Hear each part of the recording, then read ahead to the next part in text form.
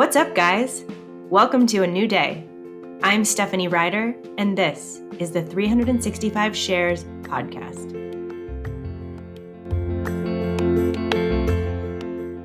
It's February 25th, 2024, and today's topic is Recovering Victim. The Big Red Book says if we overstate our wrongs and beat ourselves up, we tend to drift into an attitude of martyrdom, or we assume the victim posture. The Strengthening My Recovery book also references step 5, which in ACA is admitted to God, to ourselves, and to another human being the exact nature of our wrongs.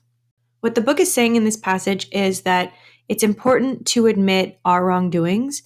Growing up in dysfunctional homes, we repeated a lot of the behavior that was done to us in various ways throughout our lives, whether in our families or our jobs or just in general in the world. We have done things that we're not proud of that we want to change, which is why we find ourselves in ACA. From what I've read and from what I've heard from people in ACA who are also in AA, the big difference between the programs is that AA really keeps the focus on yourself. In order to get sober, you have to stop blaming other people, which is a common trait of addicts. You have to just take this radical accountability for your life, for your sobriety, for everything that you do. But what's missing for adult children, which is part of the reason that ACA was created as an offshoot of Alcoholics Anonymous, is the context. We all grew up in these dysfunctional homes. We came from somewhere. We were these perfect little babies when we were born, but then everything started to go wrong. And a lot of the addiction, whether it's genetic or whether it is a coping mechanism, reacting to everything that happened to us, all of our negative feelings, our lack of our ability to actualize ourselves, to be our true selves. There are so many reasons for addiction, but Adult Children of Alcoholics is saying that whatever our coping mechanisms are, whatever our short-term energy releasing behaviors, anything that we're not proud of, that we've done, that we want to change about ourselves, comes from somewhere. So both programs are critically important. There are a lot of people who are in both programs or who are also in ACA and Codependence Anonymous or ACA and Al-Anon. There's a lot of overlap because they share the same principles. They share this set of 12 steps, even though they're a little bit different in every program. And this passage is really just saying, try to be an actor in your own life instead of just a victim, but also don't shoulder all of the blame for everything that happened to you. Try to paint a full picture of where you came from and why you turned out the way you are. I'm Steph, and this is my share. This is an interesting topic because I feel like I've been so much in this headspace this year, both doing the podcast and also being the group service representative for my Monday ACA meetings that I go to. But I've really been living in this place of thinking about ACA every day, thinking about recovery every day. And I do think that it's easy when you're always in this mindset to find yourself feeling like a victim or to feel sorry for yourself or just to get a little bit depressed. Honestly, doing this podcast every day is really difficult. It's difficult to think about this stuff all the time and not have a break. I've taken a few days here and there, and I'm catching up now on some episodes. But even when I'm not recording, I'm thinking about it. And there are days like yesterday where I did 2 episodes and I had my ACA meeting, my Monday night meeting. So it's just a lot. And I had a few minutes today, and I was going through a bunch of memes that a friend had sent me that I've just been sort of saving for a rainy day. And they were all really funny. So I appreciated those. But the very last one was music from Beyonce's new single, Texas Hold'em, with a little chinchilla and like a cowboy hat dancing to it, which was so cute. And I hadn't actually heard the single yet. And I loved it. I love that it's sort of this country R&B mashup. And it's just Beyonce like being innovative and amazing. And something about it just really woke up this part of me that I feel like has been sleeping for a few weeks that is like the adventurous, fun part of me that I sometimes forget is really crucial to my mental health. So there's the Steph who's here sharing and trying to grow and trying to get away from love addiction and codependency and do something that will help people. But then there is a Steph who's just a party animal and she wants to have fun. And she doesn't have to be drunk to have fun. She loves to sing and dance and be with friends and like be around a lot of energy and people who are fun and interesting. And I just really need to prioritize some time to be in that fun stuff mode, like part of me.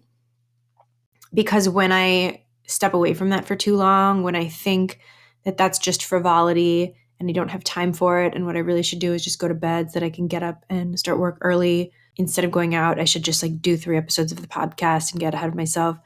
My mental health really starts to suffer. And I was anxious last week, and then I had a fun weekend with my cousins, and I think I was okay yesterday, but today I was really anxious, and I got some blood work back, and mostly it was really good. There was just one thing that wasn't in the range that I wanted it to be, and the doctor, I called the doctor's office and they said it's fine.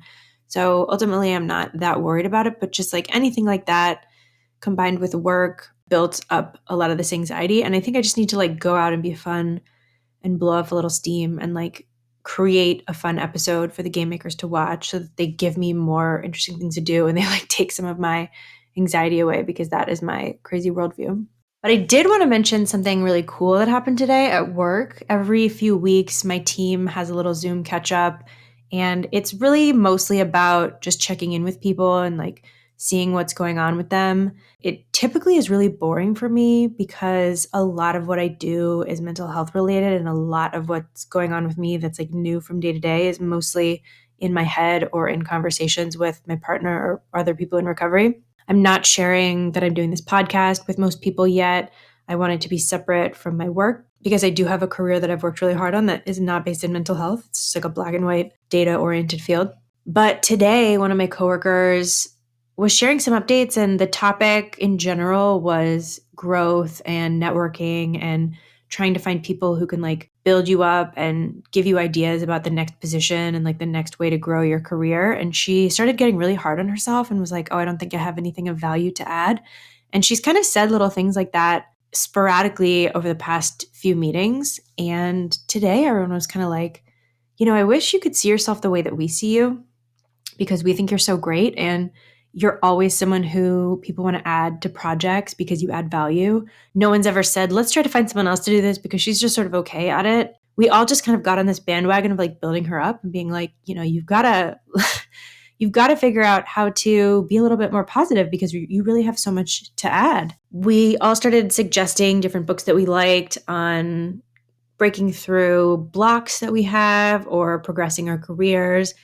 And I suggested the Perfectionism Workbook by Taylor Neuendorf, which I think is really amazing. And I've started it and I need to make more progress in it. But everyone looked it up really quickly on Amazon and they were like, oh, this looks great. I'm going to order this. And pretty quickly, the topic went to okay, we're all ordering this book and then we're going to do it together and we're going to talk about it during our next meeting. Okay, that sounds great.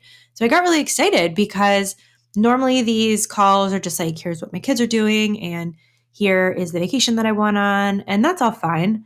But I don't have kids yet, and I only go on a couple of vacations a year. So there's limited things for me to talk about that are interesting.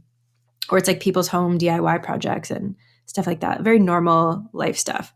But it was great to have everyone suddenly get on this bandwagon of let's talk about mental health. And this is actually really interesting. And one of the guys was like, oh, this reminds me of me. And it also reminds me of my daughter. And I think I'm going to get it and do some of these exercises with her. And I think that would be a great bonding experience. And I was like, wow, you are a great dad. And I wish that my parents had gotten a cognitive behavioral therapy workbook and done it with me so that we all could have grown together instead of just passing on all this generational nonsense for me to clean up by myself. So that was kind of a great moment today.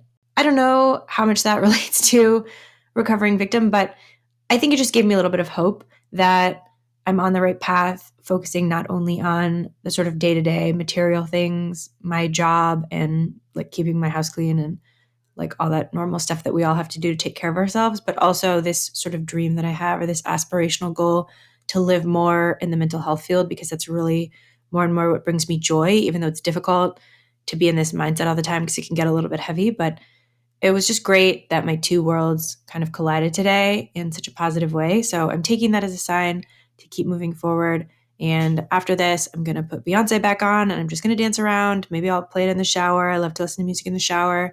And I'm just going to commit to doing something really fun this week with friends, whatever it is, to make sure that I remember that I am a champion.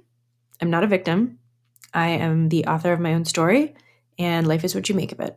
So today I will end with the affirmation, which is, on this day, I am no longer a victim. I put myself first and make healthier choices that keep me grounded.